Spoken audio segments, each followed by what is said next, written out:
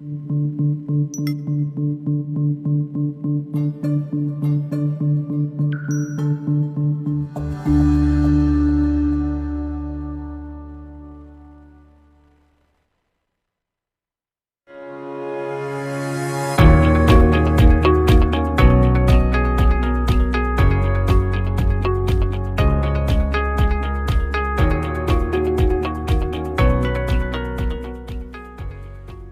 to CEO Money. I'm Michael Yorba. Thanks for joining with us. All right, I have Aidan Doyle. He is the CEO of Cinderella Value Target Zones. Aidan, welcome to the show. Thank you for being here. Thank you, Michael, for having me. We finally made it after all these aborted attempts. I'm looking forward to the interview. All right, Aidan, give us some background of what Cinderella Target Zones does, what you do in the Opportunity Zone field, and also don't forget the symbol on your company. Okay, so as we speak, there are probably a few hundred Opportunity Zone funds out there in the Americas, but uniquely, Cinderella Target Value Zone, or CTVZ, is the only publicly traded one, period. So simply put, we do much the same thing as any other OZ fund would do, but we do it with a great degree of transparency, disclosure, and regulation. So we're basically, if you like, we like to say we're ahead of the curve in terms of upcoming regulation and oversight of this industry, because we designed our business model that way.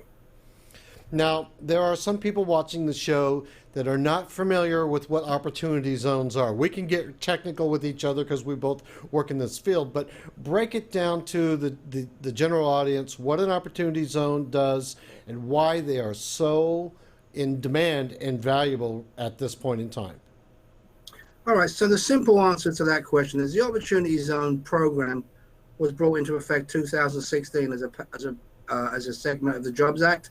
The simple logic and rationale and idea behind it is the Treasury are trying to influence investors to allocate and deploy investments into quote unquote underserved and underprivileged communities, hence the word opportunity zones.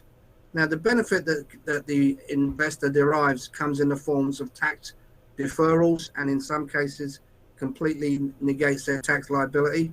It's a complicated formula, and I won't bore the viewers and listeners with it, but the simple idea is if you invest in a designated qualified opportunity zone, of which there are close to 8,700 as we speak, you will negate your tax, your capital gains tax liability for many years to come, and B, if you hold it to term, you will actually be forgiven said tax liability.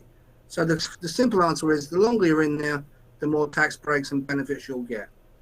Right. Now, from my understanding, you could sell anything you want, whether it's art or horses or cars or stocks, put it into an opportunity zone, and if it sits there for 10 years or more, then you really have been able to not pay the capital gains on the original sale and then defer, if not eliminate, the taxes. Do I have that correct? You do have that correct. As well said, you probably explained it better than I did. So simply put, if it qualifies to be taxed under capital gains tax by the IRS as we speak, then that said liability can be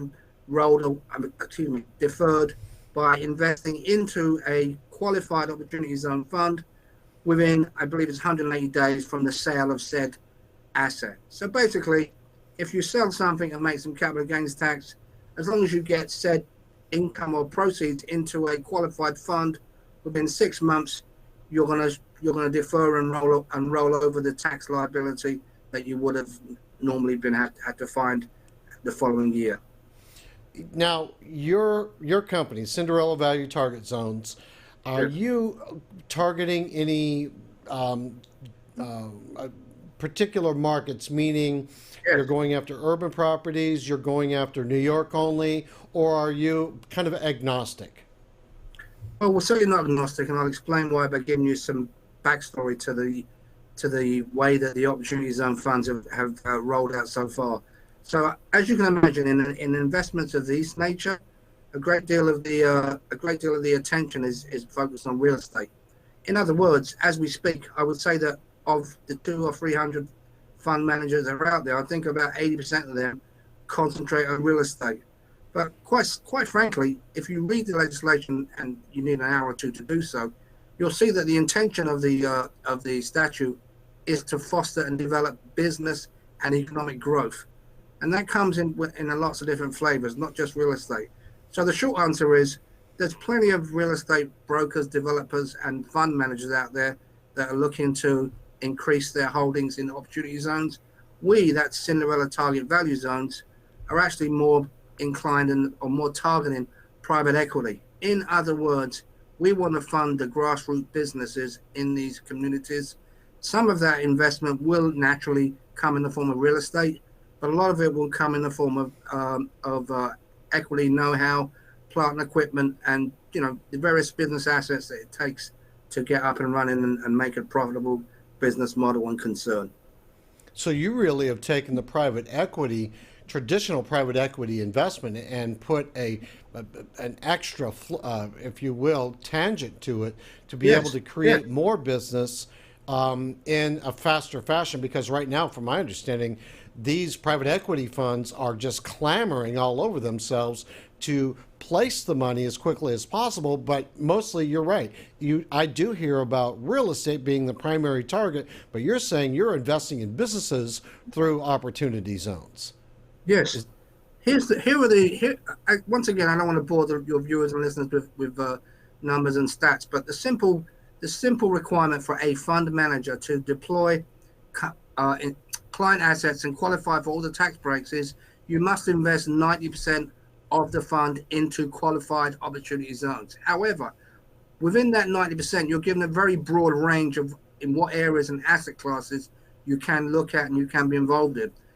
Nowhere does it say it must be real estate, and nowhere does it say you must have a split between real estate, private equity, plant and equipment, fisheries, housing, etc. So it's really at the discretion of the money manager within the qualified opportunity zones themselves, within those geographical locales, what he thinks is worth his investors' money and where he wants to deploy. So yes, we've got a hybrid model of private equity / opportunity zone, and we think we've got a winning formula because we're providing managers, we're providing fund of fund potential because we have a great deal of compliance and regulatory oversight built into our model from day one. How do they invest with you? Do they buy the stock in Cinderella value target zones, or do they do like a pipe? They'll put Okay, actual cash so into the account. all right, so that's a good question. And once again, to clarify, within the program itself, within the OZ program, one of the absolute must-have requirements is it has to be an equity deal. In other words, you can't lend money into an area that's an OZ zone if it's debt and if it's serviced as debt. You have to, quote unquote, have skin in the game and be an owner and have an equity participation in the business. So to answer your question, it's the way our model sets up two ways. We are a publicly traded company, which means if you look at the stock symbol CTVZ, you will see a stock price. However, as you can imagine, the whole idea behind the OZ program itself is to spur and encourage long-term investment into these underprivileged communities. So there is a little bit of a paradox between owning the free trading stock, which by very nature is liquid, and being in the long haul in these zones, which gets you the major tax deferral bang for your buck. So we actually have two classes of security which behave very similarly, i.e. we have the free trading stock, which you can buy from Charles Schwab or Ameritrade or any discount broker right now without any opportunity zone involvement. And we also raised, or are still raising, $500 million in the form of a private placement, which lends itself to the very illiquidity that the IRS are looking for in the long-term play that most clients would settle for in the first place.